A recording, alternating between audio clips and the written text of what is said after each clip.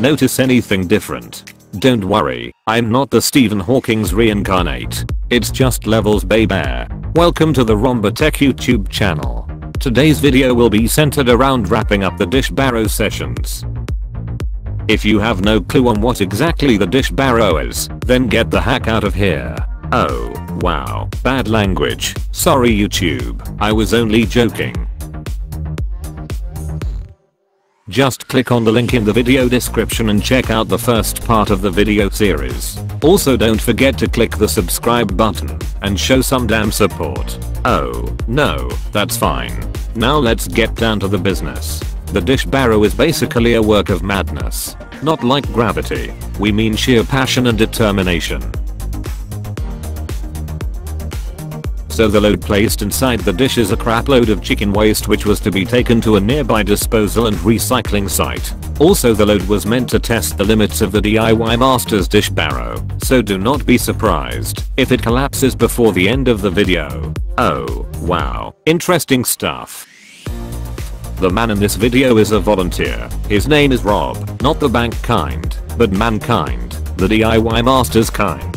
He is very well aware of the risks involved in this demonstration.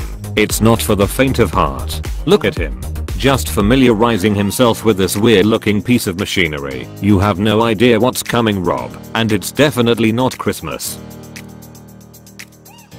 So basically the dish barrow is lifted using the handlebars, ensuring that you start at a squatting position, so that you lift mainly with your leg muscles, to make sure that you don't lift the majority of the load with your spine.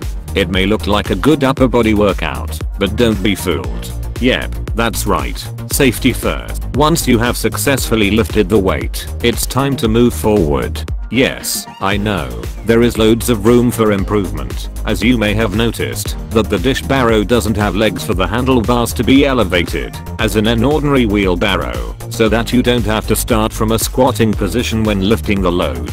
But that is a story for another day. Rob is looking quite comfortable carrying the waste. Wow, you don't see that every day. Once you get going, the load seems lighter because most of it is concentrated on the wheel.